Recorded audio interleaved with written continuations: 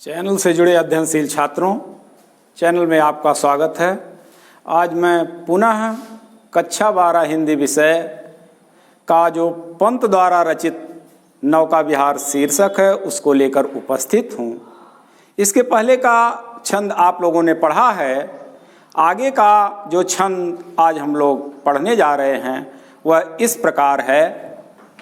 पतवार घुमा अप्रतन भार, नौका घूमी विपरीत धार, डाणों के चल करतल पसार, भर भर मुक्ता फल फेन स्फार, बिखराती जल में तार हार, चांदी के सांपों सी झलमल रलमल, नाचती रश्मियां जल में चल, रेखाओं सी खिंच तरल सरल, लहरों की लतिकाओं में खिल, सौ सौ शशि सौ सौ उड़ झिलमिल, फैले फूले जल में फेनिल। अब उथला सरिता का प्रवाह, लग्गी से ले ले सहज था, अब बढ़े घाट को सहोत्साह। छंद इस प्रकार रहा और काठिन्य निवारण के क्रम में शब्दार्थ इधर लिख दिया गया है। शब्द इधर हैं और उनके अर्थ इधर हैं। बाकी जो कठिन शब्द हैं उनको हम लोग छंद में देख लेते हैं। पतवार नौका को घुमाने का जो साधन होता है। प्रतनु हल्के भार वाली, प्रतनु भार हल्के भार वाली, विपरीत उल्टी धारा में। डाणों, डाण नौका में जो जल को फाड़ने के लिए हत्थे लगे होते हैं उन्हें हम क्या कहते हैं? डाण कहते हैं। करतल, वह डाण क्या है? वह हमेशा चल रहे हैं इसलिए वह चंचल हथेलियों के समान हैं। पसार फैलाकर, मुक्ता फल मोती रूपी फल, फेन स्फार झाग का जो समूह है, बिखराती फैला रही है, तार हार तारों के हार के समान, माला के समान, रलमल झिलमिलाना चमकना, रश्मियां किरणें, तरल गतिशील सरल सीधी, लताओं में शश चंद्रमा उड़ तारे, झिलमिल झिलमिलाना फेनिल झाग, उथला कम गहरा, लग्गी जिस आधार से, जिस सहारे से नौका को आगे बढ़ाया जा रहा था, उसको खेने का कार्य किया जा रहा था अंदाजा, सहोत्साह उत्साह पूर्वक। शब्दार्थ इस प्रकार रहा। प्रसंग के क्रम में हम देखते हैं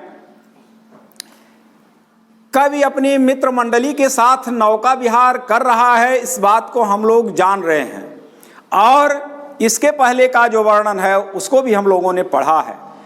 अब वह चपला, वह नौका अधिक गहराई वाले हिस्से में चली गई है और गहराई में जाने के बाद नौका का भार हल्का हो गया है और कवि वहीं से नौका को घुमाना चाहता है, अपनी यात्रा वापस करना चाहता है। इसलिए वह नौका को, पतवार को घुमा करके धारा की विपरीत दिशा में नौका को मोड़ रहा है।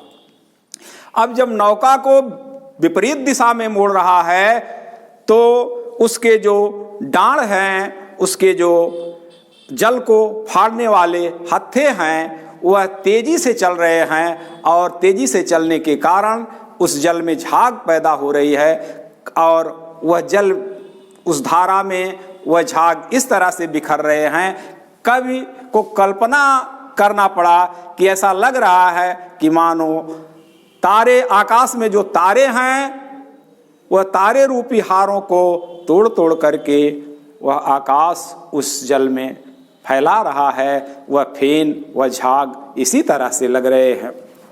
फिर कह रहा उसकी लहरों को देख करके, कभी लहरें सीधी हो जाती हैं, लहरें चलती हैं तो वह चांदी के सांपों की भांति झिलमिलाती हुई चलती दिखाई पड़ती हैं लकीरें, फिर कभी वह सीधी हो जाती हैं और इस तरह से कवि धीरे धीरे वापस आ रहा है और वह देख रहा है कि वह जो झाग फैले हुए हैं असंख्य लहर रूपी लताओं में, वह सैकड़ों तारों के हार की भांति, सैकड़ों चंद्रमा और तारों की भांति उसमें फैले हुए वह फेनिल सुशोभित हो रहे हैं। और फिर जब कम गहराई वाला नदी का हिस्सा आ रहा है तो उस लग्गे से, उस आधार से उस जल का अंदाजा लगा करके वह घाट की तरफ, किनारे की ओर बढ़ रहा है। व्याख्या में देखते हैं, पतवार घुमा अब प्रतनु भार, नौका घूमी विपरीत धार। पतवार को घुमा दिया गया, जिस सहारे जो वह मोड़ने का साधन था, जो घुमाव था, उसके सहारे, उस पतवार के सहारे नौका को अब घुमा दिया गया। अब वह प्रतनु भार, हल्के भार वाली नौका घूमी, मुड़ गई। कहाँ मुड़ गई? विपरीत धार। अब उल्टी दिशा में, धारा की विपरीत दिशा में, जिस तरफ जा रही थी उससे विपरीत दिशा में आ गई। पतवार को घुमा दिया गया, अब वह हल्के भार वाली नौका धारा की विपरीत दिशा में मुड़ गई। अगली क्रिया क्या हो रही है? डाणों के चल करतल पसार।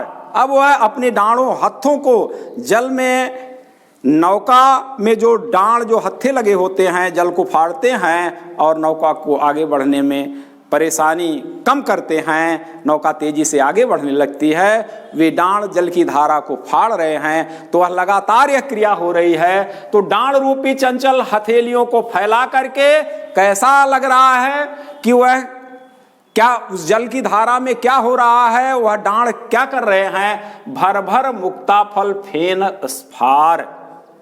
वह अपने दोनों हथेलियों में मोती रूपी फलों को, फेन स्फार, जो असंख्य अनगिनत झाग के जो समूह हैं, उनको मोती रूपी फलों की भांति अपने हथेलियों में भर करके बिखराती जल में तार हार। ऐसा लगता है कि वह तारों रूपी हार माने माला को तोड़ करके वह उस गंगा नदी के जल में बिखेर रही। कवि के कहने का आशय है, डाणों के चलने के कारण जो झाग उत्पन्न हो रहा है, कवि कल्पना कर रहा है कि ऐसा लगता है वह फेन स्फार झाग का जो समूह है वह कैसा लग रहा है, जैसे तारों के वह डांड रूप अपनी हथेलियों से तारों रूपी हार को तोड़ करके उस जल की धारा में फैला रहे हैं। ऐसे फेनिल, ऐसे झाग उस जल की धारा में दिखाई दे रहे हैं। चांदी के सांपों सिर अलमल। उस गंगा नदी की धारा, उसकी लहरें ऐसी चल रही हैं और उसमें चंद्रमा की जो रश्मियां पड़ रही हैं वह चांदी के सांपों की भांति झिलमिलाती हुई, नाचती हुई किरणें कभी जल में वह रेखाओं की बात खिंच जाती हैं, सीधी हो जाती हैं, और कभी वह तरल द्रव में या गतिशील हो जाती हैं और पुनः वह कभी सीधी हो जाती हैं। चांदी के सांपों की भांति झिलमिलाती हुई चंद्रमा की रश्मियां उस जल में कभी रेखाओं से खिंच जाती हैं, सीधी हो जाती हैं, कभी तरल गतिशील हो जाती हैं और पुनः कभी सीधी हो जाती हैं। फिर अगली पंक्तियों में कवि क्या कह रहा है? लहरों की लतिकाओं में रूपक हो रहा है। ऐसा लग रहा है उस गंगा के नदी के लहर रूपी लताओं में 100 शशि 100 उड़ू, असंख्य सैकड़ों शशि चंद्रमा और उड़ू सैकड़ों तारे झिलमिला रहे हैं, फैले फूले जल में फेनिल। उस गंगा नदी की धारा में जो फैले हुए, बिखरे हुए वो फेनिल झाग जो जल में फैले हुए हैं वह कैसे लग रहे हैं? जैसे लहर रूपी लताओं में 100 चंद्रमा और 100 तारे फूले माने खिले हुए। अब उथला सरिता का प्रवाह। अब कम गहराई वाला, कम बहाव वाला, ऊंचाई वाला हिस्सा, नदी का कम गहराई वाला भाग आ गया है। अर्थात कवि ने यह कहना चाह रहा है कि उसकी नौका अब किनारे लग रही है, गहराई वाले हिस्से से घाट की तरफ आ रही है। तो कवि कह रहा अब उथला सरिता का प्रवाह, अब नदी का कम गहराई वाला भाग आ गया, लग्गी से ले ले सहज था। अब जिस आधार से, जिस लग्गी से, जिस सहारे से, उस जिस लठ से कवि नौका को आगे बढ़ा रहा था, उससे जल की धारा का अंदाजा लग जा रहा था, आसानी से लग जा रहा था। इसलिए कवि कह रहा है कि अब कम गहराई वाला हिस्सा आ गया, बहाव का हिस्सा आ गया, अब लग्गी से आसानी से उस जल की गहराई का अंदाजा लग रहा था और हम अब बढ़े घाट को सहोत्साह। इसलिए हम उत्साह पूर्वक अब घाट की तरफ अर्थात किनारे की तरफ अपनी नौका को लेकर के बढ़ चले।